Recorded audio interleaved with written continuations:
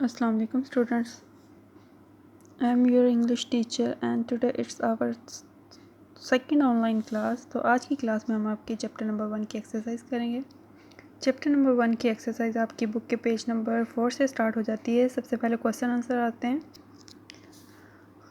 First वाला question है what made the रसूल सल्लल्लाहु अलैहि वसल्लम फेमस इवन बिफोर हिज नबूवत। हजूर सल्लल्लाहु अलैहि वसल्लम को नबूवत से पहले किस चीज़ ने मशहूर किया। It was his fair and honest dealing, ये इनके मुनसिफ और ईमानदाराना लेन देन था इन बिज़नेस कारोबार में। That made him famous even before his नबूवत, जिन्होंने उन्हें नबूवत से पहले मशहूर किया।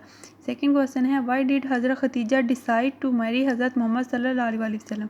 हज़रत खदीजा ने रसूल सल्लल्लाहु अलैहि वसल्लम से शादी का फ़ैसला क्यों किया। Because she was much impressed, क्योंकि वो बहुत मुतासिर हुई बाई इज़ ऑनेस्टी, उनकी ईमानदारी से, एंड फेयर डीलिंग और मुनसिफाना लेन देन से इन बिज़नेस कारोबार में। That she decided to marry him, इसलिए उन्होंने आप सल्लल्लाहु अलैहि वसल्लम से शादी का फ़ैसला किया। थर्ड क्वेश्चन है वाई डिड रसूल सल्लल्लाहु अलैहि वसल्लम instruct his companion to be fair in business dealing. हज़ूर पाक सल्लल्लाहु अलैहि वसल्लम अपने साथियों को कारोबार में मुनसिफ रहने के लिए क्यों नसीहत करते थे। बिकॉज द रसूल सल्लल्लाहु अलैहि वसल्लम सेड, कि हज़ूर पाक सल्लल्लाहु अलैहि वसल्लम ने कहा that a just and fair merchant, के एक ईमानदार ताजर इज़ एसोसिएट साथ होगा विद द अम्बिया के साथ, अपराइट अफसल के साथ, एंड द मार्टायर और शहीदों के साथ। फोर्थ वाला क्वेश्चन है what is the impact of avoiding doubtful things in business dealing. कारोबार में शक वाली चीज़ों से बचने का क्या असर होता है। It is very good impact, इसका बहुत अच्छा असर होता है। टू अवॉइड डाउटफुल थिंग, के शक वाली चीज़ों से बचा जाए इन बिजनेस कारोबार में। As this make you honourable, क्योंकि ये आपको काबिल इज़्ज़त बनाता है, एंड ट्रस्ट वर्थी और काबिल एतमाद। फिफ्थ वाला क्वेश्चन है how can we be honest, हम ईमानदार कैसे बन सकते हैं, एंड फेयर और मुनसिफ इन आवर डीलिंग्स, अपने लेन देन में। We can be honest and fair in our dealings by acting upon the instruction of our रसूल, हमारे रसूल सल्लल्लाहु अलैहि वसल्लम की तालीमात पर अमल करके हम लोग ईमानदार और मुनसिफ बन सकते हैं।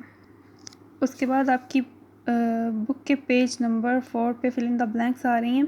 In his young age he became a trader, the people of Mecca were much impressed by his trading skills, the truthful and the trustworthy merchant is associated with the Anbiya, the uprights and the martyrs।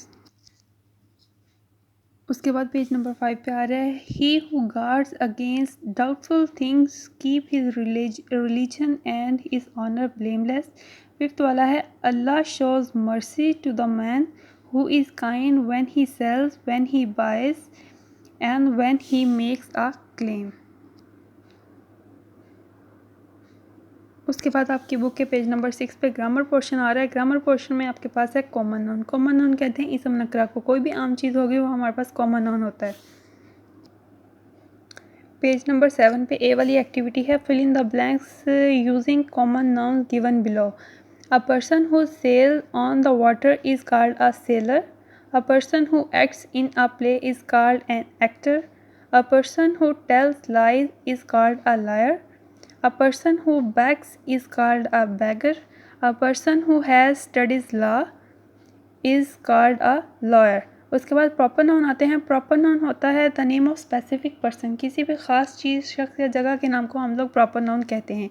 उसमें आपने अगर ने सी वाली activity करनी है book पे solve, अपने बारे में आप लोगों ने ये fill in the blanks complete करनी है। माय नेम इज़, अपना नेम लिखेंगे। आई लिव इन, अपने कंट्री का नेम लिखेंगे। माई बर्थडे इज़ इन, अपने बर्थडे मंथ लिखेंगे। My favourite day of the week is, week का फेवरेट डे लिखेंगे। The name of my school is, और स्कूल का नेम लिख देंगे। उसके बाद है व्हेन द अपोस्ट्रोफी एस का यूज़ आ रहा है। When the noun is singular, जब एक नाउन सिंगुलर होता है, इट इज़ फॉर्म पोजेसिव, तो इसको पोजेसिव बनाया जाता है by adding apostrophe S. Singular के आगे अपोस्ट्रोफी एस लगा के उसको हम लोग पोजेसिव केस बनाते हैं। फॉर एग्जांपल माय मदर, आगे अपोस्ट्रोफी एस लगा देंगे। हॉबी इज़ सर्फिंग, इसमें हम लोग किसी चीज़ की मलकियत को शो करने के लिए अपोस्ट्रोफी एस का यूज़ करते हैं, पोजेशन शो करते हैं। और सेकंड रूल है इसका, when a noun is plural, जब एक नाउन प्लूरल होता है एंड एंड्स इन एस और एस पर ख़त्म होता है। The possessive case is formed by adding only an apostrophe. तो एस के बाद हम लोग सिंपल अपोस्ट्रोफी लगा के इसका पोजेसिव केस बनाएंगे। फॉर एग्जांपल कैट्स आ रहा है तो एस पे एंड हो रहा है, कैट्स के बाद हम लोग अपोस्ट्रोफी एस लगा देंगे। उसके बाद आप लोगों ने डी वाली एक्टिविटी कंप्लीट करनी है बुक पे ही। मारियाज कंप्यूटर, मारिया है सिंगुलर है इसलिए मारियाज कंप्यूटर। सना सिस्टर, टीचर्स प्रॉपर प्लूरल आ रहा है यहाँ पर, तो टीचर के बाद एस के बाद अपोस्ट्रोफी लगाएंगे, तो उसके बाद लतीफ़ पेंसिल आ जाएगा। पेरेंट्स आ रहा है फिर प्लूरल आ रहा है हमारे पास, तो एस के बाद हम लोग अपोस्ट्रोफी लगा के हाउस लिख देंगे। उसके बाद आप लोगों ने एफ वाली एक्टिविटी करनी है।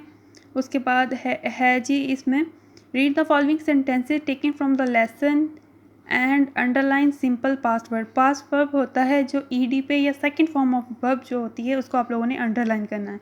फर्स्ट वाले में बिकेम पास्ट वर्ब है, सेकंड वाले में ट्रेडिड है, थर्ड वाले में एडवाइज्ड है और फोर्थ वाले में गेव है। आगे जी वाली एक्टिविटी में आपने use simple past verb to complete these sentences. आपको ब्रैकेट में फर्स्ट फॉर्म ऑफ वर्ब दी गई है, इसको आप लोगों ने सेकंड में कन्वर्ट करना है। सी की सेकंड फॉर्म सा होगी, कम की केम होगी, गो की सेकंड फॉर्म वेंट होगी, प्ले की प्लेड होगी और राइट की रोट होगी। उसके बाद पेज नंबर 9 पे रेगुलर वर्ब का कॉन्सेप्ट आ रहा है। रेगुलर और इरेगुलर दो काइंड्स ऑफ वर्ब होती हैं। रेगुलर वर्ब ऐसी काइंड्स ऑफ वर्ब होती हैं जिसकी सेकंड और थर्ड फॉर्म बनाने के लिए हम लोगों को ईडी का इजाफा करना पड़े, और इरेगुलर फॉर्म्स ऑफ वर्ब वो होती हैं जिसकी सेकंड और थर्ड फॉर्म बनाने के लिए टोटल इसके स्पेलिंग चेंज हो जाते हैं। इरेगुलर वर्ब फॉर एग्जांपल गो की सेकंड फॉर्म वेंट होगी और गोन थर्ड होगी, और रेगुलर वर्ब में प्ले फर्स्ट फॉर्म होगी, प्लेड और प्लेड सेकंड और थर्ड फॉर्म होगी। उसके बाद आपकी बुक के पेज नंबर 10 पे आ रहा है राइटिंग स्किल्स में change the following sentences into negative and interrogative. Past indefinite tense के सेंटेंसेस हैं, इसको आप लोगों ने नेगेटिव और इंट्रोगेटिव में चेंज करना है। पास्ट इंडेफिनिट टेंस में सिंपल सेंटेंसेस में हम लोग second form of verb use करते हैं। जब इसको नेगेटिव और इंट्रोगेटिव बनाना होगा तो हेल्पिंग वर्ब जब हम लोग डिड का यूज़ करेंगे तो डिड के साथ वर्ब की पहली फॉर्म लगाई जाएगी। For example birds flu in the air, flu second form में, इसको फर्स्ट में कन्वर्ट करेंगे, डिड लगाएंगे। Birds did not fly in the air, did bird fly in the air. Second one है they worked hard in the exam, they did not work hard in the exam, did they work hard in the exam। Third वाला है they looked at the map, they did not look at the map, did they look at the map। Fourth वाला है the man killed a snake, killed second form में, इसको first form में जब हम लोग कन्वर्ट करेंगे the man did not kill a snake, did not लग जाएगा as a helping verb, और did the man kill a snake। 5 वाला है I wrote a letter, wrote second form है, I did not write a letter, did I write a letter. ये sentences आप लोगों ने अपनी नोटबुक पे नोट करने हैं और क्वेश्चन आंसर भी नोटबुक पे ही करने हैं। बाकी फुल एक्सरसाइज आप लोगों ने बुक पे ही सॉल्व करनी है। उसके बाद पेज नंबर 12 पे आप लोगों की ग्लॉसरी आ रही है। एसोसिएट कहते हैं मुंसलिक करना, इसका ज्वाइंट आ जाएगा। डीलिंग का मतलब होता है लेन देन होता है। लेन देन होता है आप किसी से कोई चीज़ लेते हो तो बदले में कुछ देते भी हो। उसके बाद इम्ब्रेस्ड का मतलब होता है कबूल करना, एक्सेप्टेड आ जाएगा। इंटरेस्टेड का मतलब होता है हवाले करना। Give something to someone to take care, किसी को कुछ दे देना कि उसकी हिफाजत करे। इम्प्रेस्ड का मतलब होता है मुतासिर करना। Produced a long lasting and usually favorable impression on someone। martyrs कहते हैं शहीद को। someone who dies for his religious belief। mercy कहते हैं रहम को। kindness आ जाएगा। shown when punishment is possible। और उसके बाद है trustworthy कहते हैं काबिल एतमाद को। able to be trusted। और upright कहते हैं रास्तबाज को। possessing moral correctness। इसके साथ ही आज की क्लास ओवर होती है। आई होप सो आपको समझ लग गई होगी। आप लोगों ने ये फुल एक्सरसाइज बुक पे ही सॉल्व करनी है। अल्लाह हाफिज़।